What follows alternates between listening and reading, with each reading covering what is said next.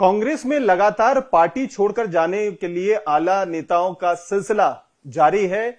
संजय निरुपम के छोड़ने के बाद गौरव वल्लभ जो राष्ट्रीय प्रवक्ता थे कांग्रेस के, उन्होंने भी छोड़ दिया है और कई सारे सवाल कांग्रेस के लीडरशिप के ऊपर उठाए हैं, खासतौर पर राहुल गांधी, प्रियंका गांधी और सोनिया गांधी को लेकर। इसके अलावा राम मंदिर को लेकर लगातार कांग्रेस के जो नेता विरोध करते रहे हैं, उसके ऊपर भी सवाल उठाए हैं।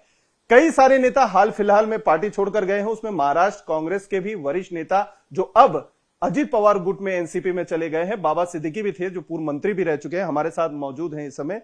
सर, पलायन का जो सिलसिला है कांग्रेस का, वो लगातार जारी है, चाहे बात महाराष्ट्र की हो चाहे अलग दूसरे स्टेट्स के हों।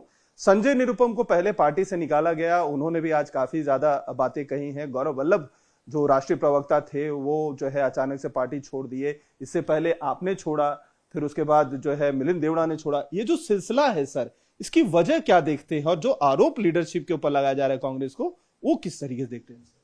देखिए, जिसने क्या आरोप लगाया, अभी जैसे संजय जी ने जो आरोप लगाया वो तो वही बता सकते हैं, क्योंकि जब आग लगती है तो धुआं निकलता है, ऐसे ही नहीं कोई बोलता है।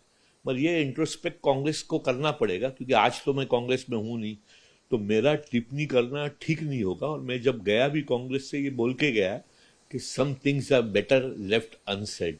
मगर दुख तो होता है कि ये जो हो रहा है सिलसिला चलते जा रहा है।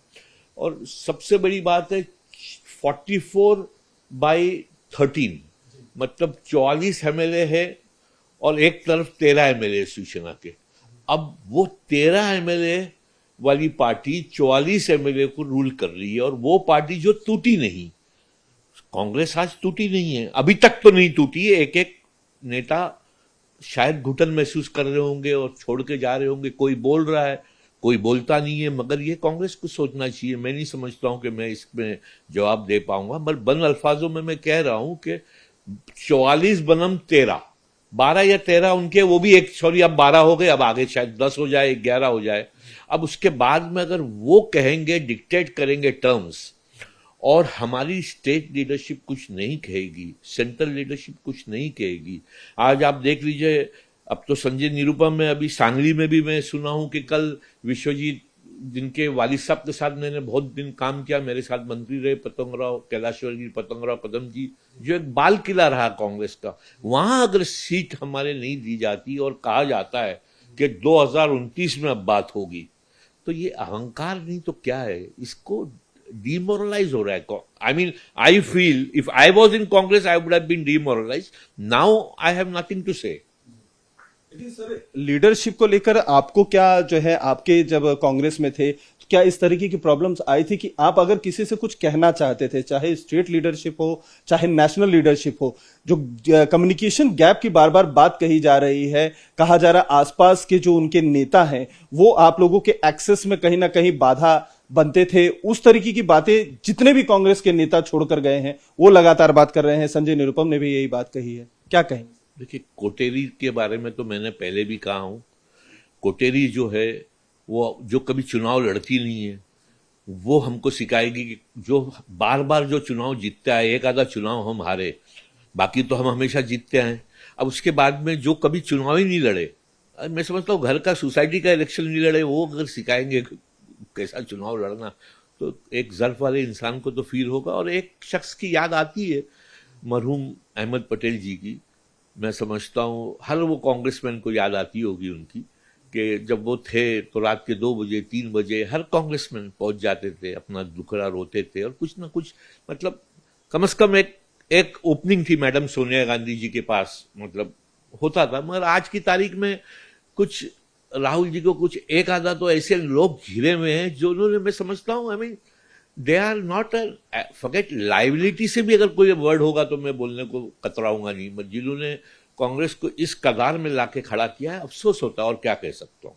महाराष्ट्र कांग्रेस की जिस तरीके की अवस्था सर आप देख रहे हैं, आने वाले दिनों में और क्या, क्योंकि चुनाव पास में है, पहले चरण का मतदान जो है 19 अप्रैल को होने वाला है, सेकंड जो फेज के इलेक्शन होने वाले उनके नॉमिनेशन खत्म हो गए हैं आज।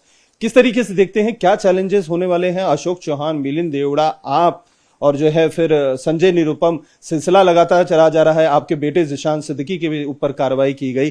किस तरीके से देख रहे हैं सर आने वाले चुनाव का और महाराष्ट्र कांग्रेस की स्थिति? आई विश देम गुड लक। स्थिति तो आप सबके सामने ही है कि हर शख्स चले जाएगा और फिर उसके बाद में भी अगर वो नहीं सोचेंगे तो उनका काम है भाई, क्योंकि घर उनका है, उनको घर अपना संभालना है। अगर खुशी होती है लोगों के जाने से तो मैं तो उस पर कोई टिप्पणी नहीं कर पाऊंगा। अच्छा सर, संजय निरुपम ने एक आरोप ये भी लगाया है कि जो आइडियोलॉजी महात्मा गांधी ने कांग्रेस जब इस्टेब्लिश की थी, तो जब उन्होंने इस्टेब्लिश की थी उसकी जो एक थॉट थी वो अब चेंज हो गई, नेहरूवियन जो है आइडियोलॉजी आ गई है। एक किसी जो है धर्म के हमेशा अगेंस्ट में बोला। राम मंदिर पे भी जो प्राण प्रतिष्ठा हुई, कांग्रेस के कई सारे नेता चाहते थे कि उसमें जाया जाए, लेकिन आला जो लीडरशिप थी उसने विरोध किया। इसको किस तरीके से देखते थे? सेकुलरिज्म कहीं ना कहीं एक ही धर्म तक सीमित हो गया था, इस तरीके की जो बातें कही जा रही उसको कैसे? मैं तो इसमें कोई टिप्पणी नहीं करूंगा, मगर सेकुलरिज्म का मतलब है सर्वधर्म संभाव। तो इसका धर्म तो यही है। और नेहरूवियन पॉलिसी के बारे में 100% हम लोग तो नेहरूवियन गांधीयन फिलॉसफी सेम थी मेरे हिसाब से।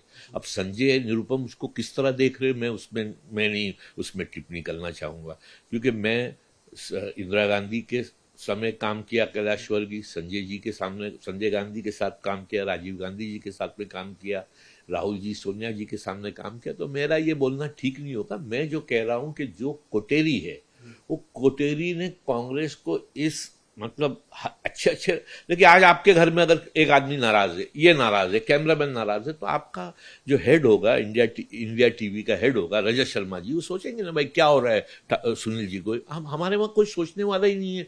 मतलब वो एक ट्रोल है, वो बोलते अच्छा हुआ गया, बहुत अच्छा हुआ गया। ऐसा नहीं होता है।